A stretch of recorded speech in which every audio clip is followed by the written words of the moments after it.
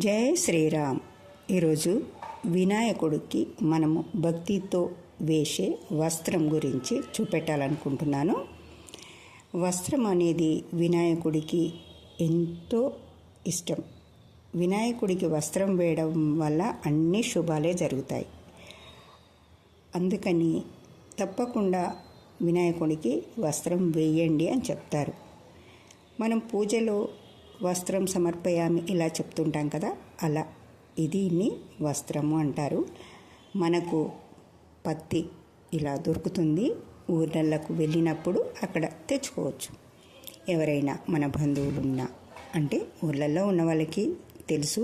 ఆ చుట్టుపక్కల ఎక్కడ మీకు పత్తి చేన్లు కనిపించినా ఆ చేను దగ్గరైనా, వాళ్ళు తెచ్చుకున్న ఇంటి దగ్గరైనా తెచ్చుకోవచ్చు. కాకపోతే ఫ్రీగా తెచ్చుకోవద్దు. కాస్త ధనం వాళ్ళకు మీకెంత కావాలో అంత, మీకు శక్తి ఉన్నంత వాళ్ళకింత ధనం ఇచ్చి తీసుకోండి. డబ్బులు ఇవ్వకుండా మాత్రం పత్తి తెచ్చుకోవద్దు. ఎందుకంటే అది వాళ్ళు రైతు ఎంతో కష్టపడి పండిస్తాడు కదా. మనం వస్త్రం చేసి వేస్తే ఆ పుణ్యం అతనికి వెళ్తుంది.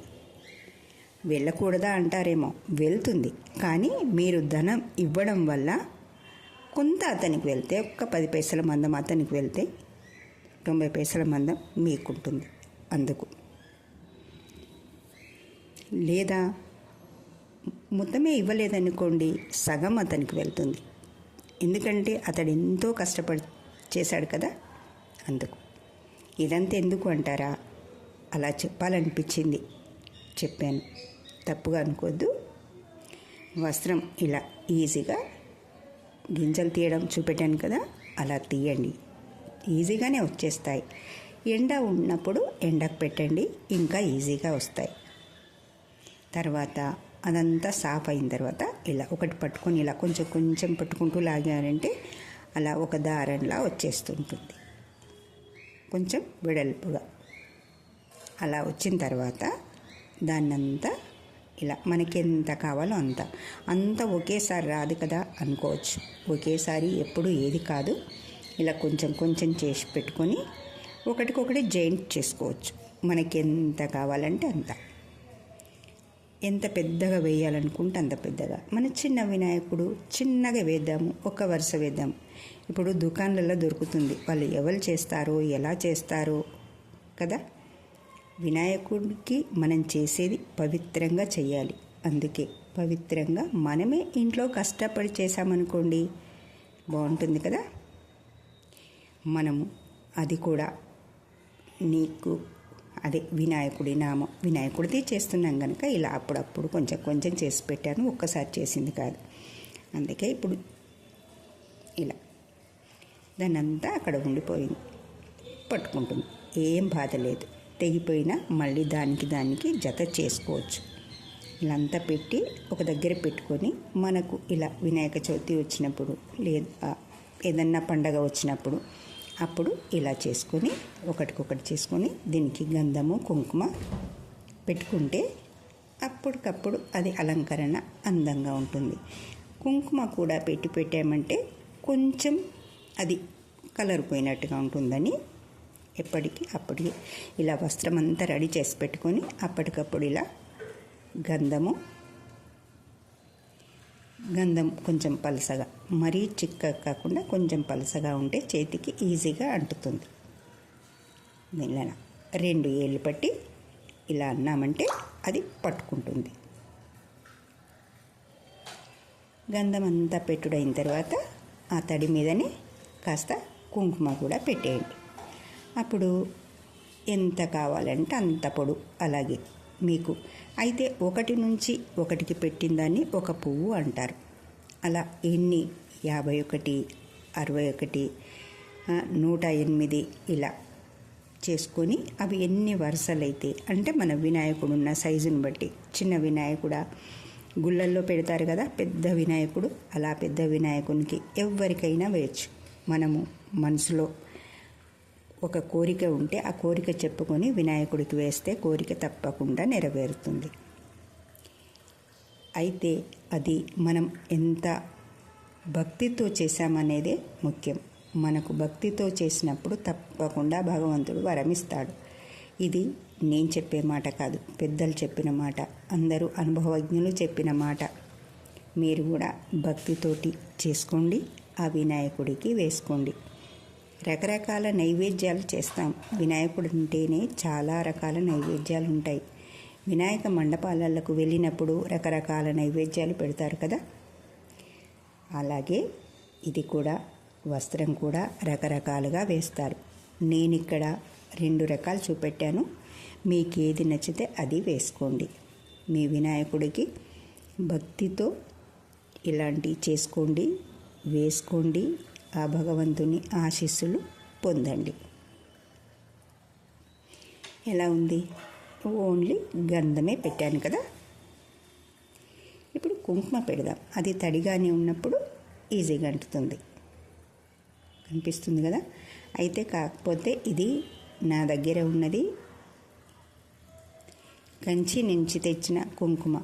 ఆ కలర్ దొరికింది నాకు అక్కడ. రెడ్ది కలర్ అంటే ఇది కాదు, ఇది పసుపు కుంకుమ, అందుకే ఆ కలర్లో ఉంది అది.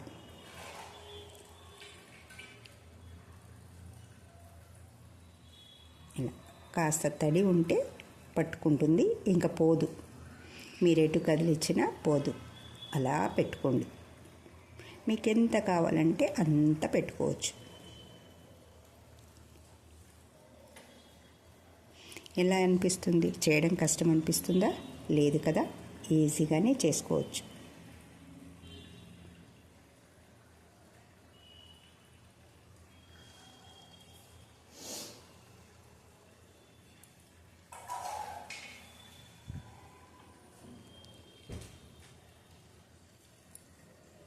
నేను ఇప్పుడు అక్కడ కొంచెమే చేశాను కదా, ఇంకా అదంతా చెయ్యాలి. అదంతా చేసే వరకు టైం పడుతుందని కొంచెం చేసి చూపెట్టి ఇంకొకటి చూపెడుతున్నాను. ఇదంతా ఖాళీగా చేసి పెట్టింది ఉంది కదా, దీనికి అంటే ఇది ఒక దారంలాగా పెట్టి ఇంకొక రకంగా ఇంకో డిజైన్లో చూపెడదామని ఆ ఖాళీది తీసాను. ఈ రకంగా ఒకటైతే ఇలా, అదే పత్తిని ఇంకో రకంగా అంటే మనం చుట్టలాగా ఒత్తి పెట్టుకోవచ్చు.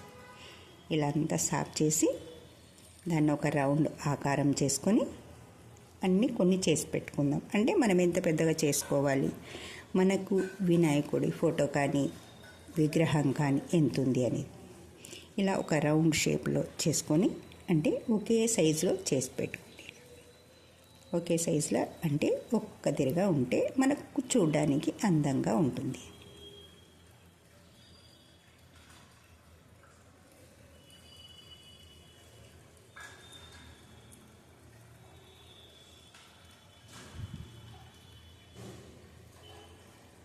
ఇలా ఈజీగా వస్తుంది కదా, సాఫ్ట్గా ఉన్నట్టు.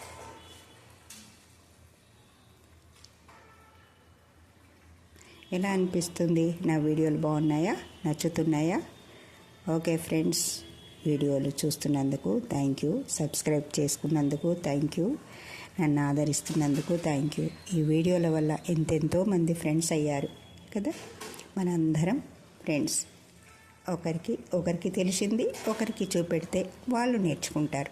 అదే నా అభిమతం. ఏమనాలి? అంతేనా? నా మనవి, నా కోరిక. మా అమ్మకు వచ్చింది, మా అమ్మ చూపెట్టింది నాకు, నేను మీకు చూపెడుతున్నాను కదా. ఇది ఎవరో ఒకరు చేస్తే అమ్మ బాగుంది అనుకొని ఇంకోళ్ళు చేసుకుంటారు కదా. నేను అలాగే ఇప్పుడు నాకు తెలిసింది నేను చేసి మీకు చూపెడుతున్నాను. మీకు నచ్చితే మీరు చేసుకోండి. మీకు నచ్చింది మీరు చేసి పెట్టుకున్నారు, మీ ఇంట్లో ఎవరో చూశారు, వాళ్ళు కూడా నచ్చుతుంది, వాళ్ళు కూడా చేసుకోవాలంటే ఇలా చేసావు అని అడుగుతారు కదా. అలా ఇలా చేసి వీటికి ఇంకేవైనా డిజైన్స్ చేయొచ్చు కదా. ఇక్కడ నేను చెంకి పెట్టాను. ఇదంతా ఫస్ట్ కుంకుమ పెట్టాను, కింద చెంకి పెట్టాను. అంటే మన ఇష్టం, మన దగ్గర ఉన్న ఏ ఉంటే అవి పెట్టుకోవచ్చు.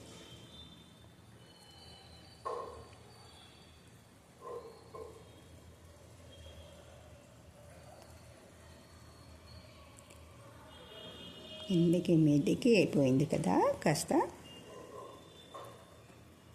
మీరు శివుడికి వేయచ్చు, వినాయకుడికి వేయచ్చు.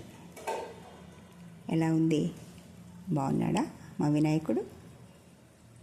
అది వినాయకుడు ఎప్పుడూ బాగుంటాడు. ఓకే ఫ్రెండ్స్, చేసుకోండి. ఆనందంగా ఉండండి, ఆరోగ్యంగా ఉండండి, ఆ భగవంతుని ఆశీస్సులు పొందండి.